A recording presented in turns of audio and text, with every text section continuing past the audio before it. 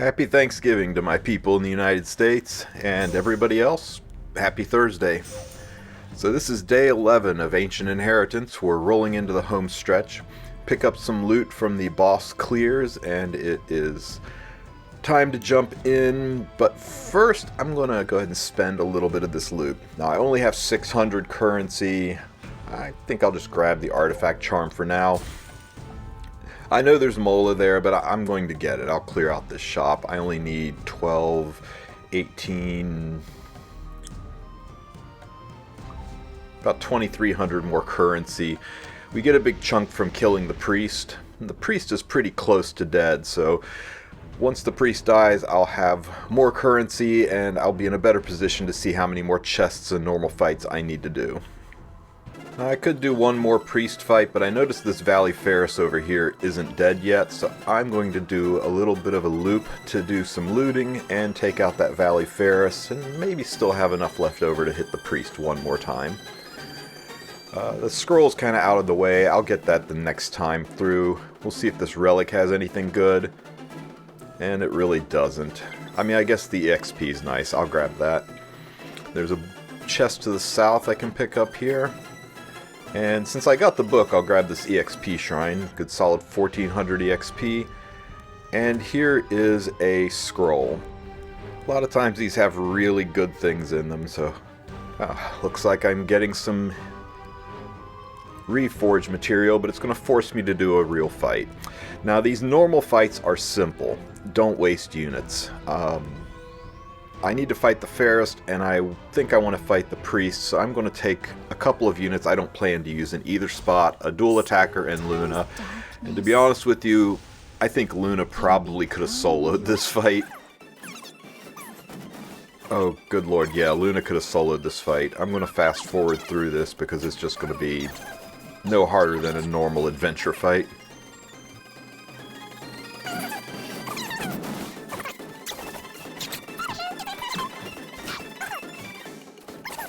Something to consider if you want to protect yourself from scroll fights, and if you plan on doing some normal monster fights, is enlist some trash mobs, enlist some trash units that you don't want to use on the priest fight. These can be units that you use to fight the normal monsters, so you don't waste primary units that you lean on to fight the priest. The mechanics of this fight I covered extensively in either the last or the video before this last one, so just check back in the playlist if you want to see how to handle the Pherus fight. But I just took 4 green units that I don't plan to use in the priest fight. I wanted to save green Yufine, who's amazing in this, but I want to use her in the priest, and I wanted to save green Lots because I think he has some applications in the priest fight as well. So I just grabbed Destina, and 3 DPS units are loaded with defense breaks. So that gets the chest. And I've got 24 provisions left. That should be enough to get me back home. Grab one more chest. 13 provisions. Oh, nice. I leveled up. So now my priests are 1 away from max level. I don't quite have enough to grab that scroll. So I'll slide over here, and though I'm tempted to wait, I'm going to go ahead and hit the priest one more time. I'm going to try to use a different team this time. If you want to see my other priest teams, just do a YouTube search for Tristan Wolf Priest, and you should find a lot of Season 4 videos where I'm fighting the priest. You can use the same team comps on any level of priest. They all have the exact same mechanics. It's just more health, more attack, more damage that you've got to deal with. So feel free to use any team that looks good to you. This time around, I'm going to try a team that was suggested in the comments section last time. So I'll use green Yufine. She's got 2 sources of strip, her S2 and her S3, and she has a defense break on her S1. I'll take Fire Ken because he's loaded with defense breaks and has extra sources of debuffs. I'm going to use Emilia, who normally isn't that strong of a healer, but since my healers are almost max level, I think she should pull it off. And Conqueror Lilius, who has a 66% chance to dual attack with a damage unit and has debuffs on her.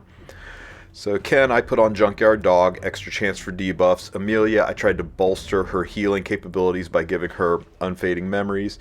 Yufine, I want to do lots of damage, so I gave her Jacko's symbol, and Conqueror Lilius I put on Cradle of Life for more chances for debuffs. I decided to not put a debuff artifact on Yufine, opted for more damage. I hope I don't get punished for that. Obey if you wish So, to live. the first round, the boss will put a bunch of poisons on you and try to convince you to cleanse that. You want to resist that urge. You want to save your cleanse for the round 2 attack. The round 2 attack, he will use defense breaks and seals, and you want to make sure you get rid of those. While it's tempting to push up Yufine, I'm not going to do it. The attack buff isn't worth the loss of the cleanse. So there's the poisons. I got a nice lucky counter attack there. No reason to use the S2 or S3 yet. Hey, I got her defense break on her S1. Ken's S2 has a defense break on it as well. I was going to save it, but I don't see any reason to. I think it'll come back around. His skill cooldowns are low enough, it'll be ready again before I need it. Dual attack. This time I dual attack with Yufine. That's nice. Again, there's no reason to use the cleanse at this point.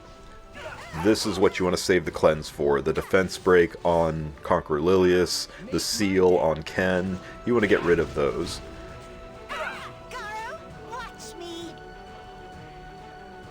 Okay, so he's got an attack buff. If I use the S3, it'll strip it, and it's a 3-turn cooldown, so it should be back in time to strip the counterattack buff, so it's a good time to get rid of it. You always want to think about when you're going to need the skill, and count how many stages away that is, and compare that to your skill cooldowns to make sure that your skills will be ready when you need them. A lot of planning should go into this. I S2'd for the barrier because I didn't think Emilia would cut, but she did cut, so I kind of wasted a dual attack chance there, but better safe than sorry. Let's have a go around.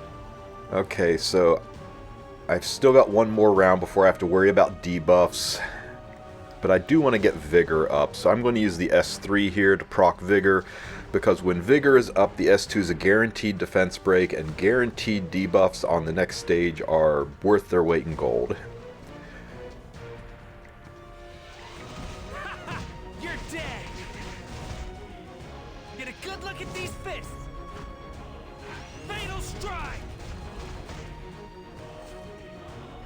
Come, I'll take your life. The time has come.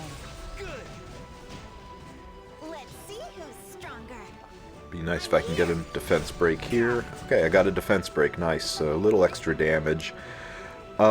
Here I'm going to use the S2 to push up Yufine, just to have her closer to the front of the line. With as far back as she is, the priest will lap her and she won't really get a turn. This way all of my DPS units get a turn, and I have a maximum chance for debuffs. So we'll use Lilius's S3 here. That should get me a 2-turn attack break. There we go. And maybe I'll get a lucky debuff here. I did not get a lucky debuff. Yufine's S2 triggered a, or S1 triggered a defense break though, so now I have 2 debuffs up. That burn won't count because that burn will fall away when the priest takes a turn, so I do need 1 more debuff. I'll knock your teeth out. Although Ken's S2 doesn't have any other debuffs on it, I will go ahead and use it, hoping that Junkyard Dog procs. It did not, but it did proc there, so there's the 3rd debuff, and that gets me through to the next phase. Now, I'm going to have to eat a counterattack here.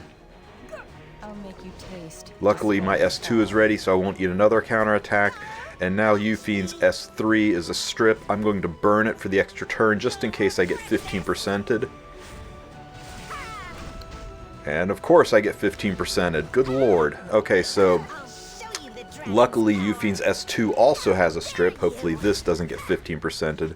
It didn't. I stripped the counterattack buff. I'm okay to move forward, but man, I'm hurt. And I don't have the S3 ready yet. Okay, so hindsight being 20/20, I probably should have used the S2 on Lilius because she's going to die from that poison, but I wanted to get the seal and defense break off of Ken. Lilius died. Eat this. I'll put the defense break back up. Yufine died. That's kind of a mess. It's the last round. I probably could have scored a lot better if I hadn't missed that first strip. I lost 2 of my principal damage dealers in this last phase, but still, it did successfully push all the way to the end, and after this hit, I can do the S3. That'll be pretty big damage. Past our limits. Yeah, this is a real good team. About 1.95 million damage, just short of 2 million. I think if Yufine hadn't missed that strip and I'd been able to have more attacks with her and more attacks with Conqueror Lilius, this could easily have gone to 2.5, 2.6 million. So this is a pretty solid team. I don't have enough provisions to go in again. It takes 7, so I am done for the day. The priest will definitely get knocked out today. I'll be able to use that loot to buy some more from the shop, and then tomorrow I'll go on another walkabout to pick up some more chests. I might even do some normal monster fights. We'll see how that works out. And then it'll just be back to spam killing the priest for the rest of the week. I hope you guys have a great day. If you're celebrating, I hope you feast well. And if you're not celebrating, well, you should. It's Pie Day somewhere, so go get yourself some pie. Have a great one, guys.